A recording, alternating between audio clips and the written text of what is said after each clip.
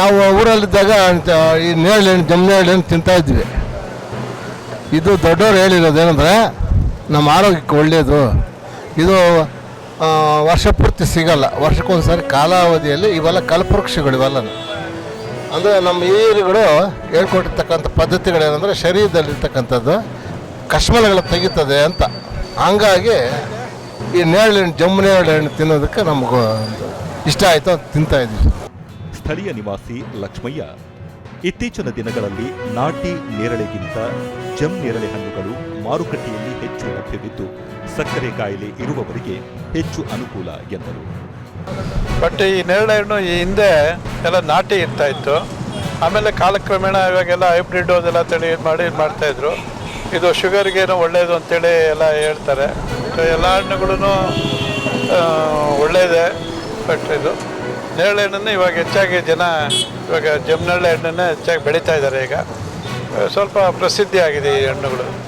ಗ್ರಾಹಕ ಅಲಿ ನೇರಳೆ ಹಣ್ಣಿನ ರುಚಿ ಉತ್ತಮವಾಗಿದ್ದು ಹಣ್ಣುಗಳು ಶುಚಿಯಾಗಿವೆ, ದರವು ಸಾಮಾನ್ಯರ ಕೈಗೆಟುಕುವಂತಿದೆ ಎಂದು ಹೇಳಿದರು. ಈ ಸೀಸನಲ್ಲಿ ಈಗ ಡಿಮ್ಯಾಂಡ್ ತುಂಬ ಇರೋದ್ರಿಂದ ರೇಟು ಯಾವಾಗಲೂ ತುಂಬ ಜಾಸ್ತಿ ಇರ್ತದೆ. 200-250 ಇರ್ತದೆ ಕೆ ಜಿ.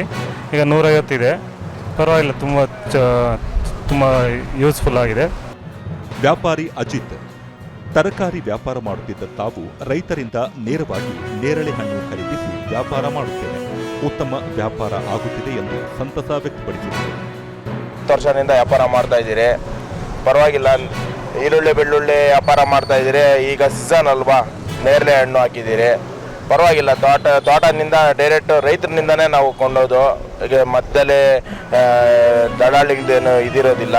ನಾವು ಡೈರೆಕ್ಟ್ ತೋಟದಿಂದ ಬಂದು ನಾವು ಡೈರೆಕ್ಟಾಗಿ ಕಸ್ಟಮರ್ ಕೊಡ್ತೀರಿ, ಕಡಿಮೆ ಬೆಲೆಗೆ ಕೊಡ್ತೀರಿ. ಡಿಮ್ಯಾಂಡ್ ಇದ್ರೂ ಕೂಡ ನಾವು ಕಡಿಮೆ ಬೆಲೆಗೆ ಕೊಡ್ತೀರಿ.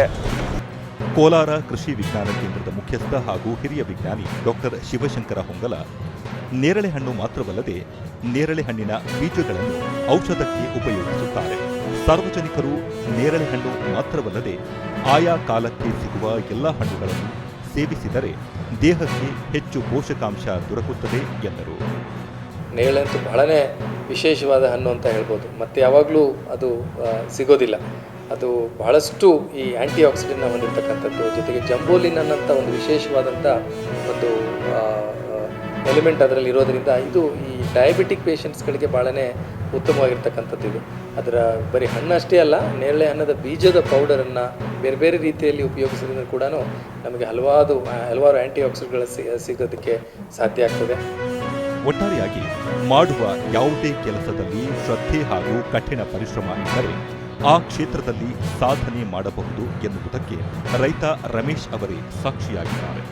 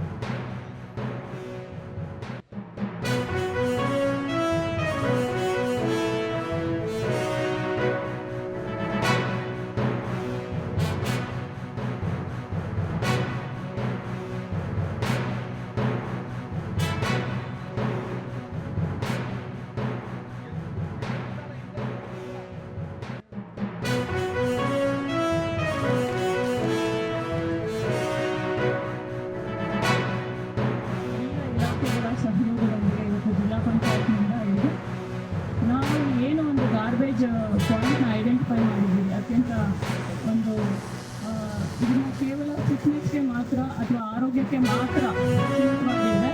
ಅದರಲ್ಲಿ ಅರಿವು ಒಂದು ಜಾಗೃತಿ ಕೂಡ ಇರಬೇಕು ಅನ್ನೋ ಒಂದು ದೃಷ್ಟಿಯಿಂದ ಕೇವಲ ಆರೋಗ್ಯವನ್ನು ಕಾಪಾಡಿಕೊಳ್ಳೋದ್ರ ಜೊತೆಗೆ ಸ್ವಚ್ಛತೆ ಮತ್ತು ನೈರ್ಮಲ್ಯವನ್ನು ಕೂಡ ಕಾಪಾಡಿಕೊಳ್ಬೇಕು ಅನ್ನೋ ಒಂದು ಸದುದ್ದೇಶದಿಂದ ಈ ಒಂದು ಸೈಕ್ಲೋಥಾನ್ ಆರ್ಗನೈಸ್ ಮಾಡಿರುವಂಥದ್ದು. ಇದು ಸುಮಾರು ಒಂದು 5 ರಿಂದ 6 ಕಿಲೋಮೀಟರ್ ಸೈಕಲ್ ಮುಖಾಂತರನೇ ಹೋಗುವಂಥದ್ದು. ಜಿಲ್ಲಾ ಪಂಚಾಯತ್ ವತಿಯಿಂದ ವಿವಿಧ ಇಲಾಖೆಗಳೊಡನೆ ಒಟ್ಟುಗೂಡಿ ನಾವೆಲ್ಲರೂ ಜೊತೆಯಾಗಿ ಸೈಕಲ್ ಜಾಥವನ್ನು ಹಮ್ಮಿಕೊಂಡಿದ್ದೀವಿ. ಇವತ್ತು 300ಕ್ಕೂ ಹೆಚ್ಚಿನ ವಿದ್ಯಾರ್ಥಿಗಳು ಹಾಗೂ ಸಾರ್ವಜನಿಕರು ಸಹ ಜೊತೆಗೂಡಿ ಸೈಕಲ್ ಜಾಥವನ್ನು ಪಂಚಾಯಿತಿಯ ವ್ಯಾಪ್ತಿಯಲ್ಲಿ ಸ್ವಚ್ಛತೆಗೊಳಿಸುವ ಮೂಲಕ ಮತ್ತು ಸೈಕಲ್ ಜಾಥವನ್ನು ಹಮ್ಮಿಕೊಳ್ಳುವ ಮೂಲಕ ಇವತ್ತು ಕಾರ್ಯಕ್ರಮವನ್ನು ಕೈಗೊಂಡಿದ್ದೀವಿ. ಮಾನ್ಯ ಜಿಲ್ಲಾ ಪಂಚಾಯತ್ CEO ಮೇಡಮ್ ಅವರು ಈ ಕಾರ್ಯಕ್ರಮಕ್ಕೆ ಚಾಲನೆ ಕೊಟ್ಟಿದ್ದಾರೆ. ಈ ಒಂದು ಕಾರ್ಯಕ್ರಮದಲ್ಲಿ ಸುಮಾರು 350ಕ್ಕೂ ಹೆಚ್ಚು ವಿದ್ಯಾರ್ಥಿಗಳು, ಯುವಜನರು, ಸಾರ್ವಜನಿಕರು ಭಾಗವಹಿಸಿದ್ದಾರೆ. ಸಂಡೇ ಆನ್ ಸೈಕಲ್ ಕಾರ್ಯಕ್ರಮ ಮಾಡುವಂಥ ಉದ್ದೇಶ ಬಂದು ವಾರದಲ್ಲಿ ಒಂದು ದಿವಸವಾದರೂ ಪೆಟ್ರೋಲ್ ವೆಹಿಕಲ್ಗಳನ್ನು ಸ್ಟಾಪ್ ಮಾಡಿ ಸೈಕಲ್ಗಳನ್ನು ತುಳಿಯೋದ್ರ ಮುಖಾಂತರ ಪರಿಸರ ಸಂರಕ್ಷಣೆ ಮಾಡಿ ಪರಿಸರ ಉಳಿಸೋದ್ರ ಜೊತೆಗೆ ಸದೃಢ ಆರೋಗ್ಯಕ್ಕಾಗಿ ಸೈಕಲನ್ನು ಒಂದು ಘೋಷವಾಕ್ಯದೊಂದಿಗೆ ಸೈಕಲನ್ನು ತುಳಿಯೋದನ್ನು ಪ್ರತಿ ಭಾನುವಾರ ರೂಢಿಸಿಕೊಳ್ಬೇಕು ಅಂತ ಸಂಡೇ ಆನ್ ಸೈಕಲ್ ಅಂತ ಒಂದು ಕಾರ್ಯಕ್ರಮ ಹಮ್ಮಿಕೊಂಡಿದ್ದೀವಿ.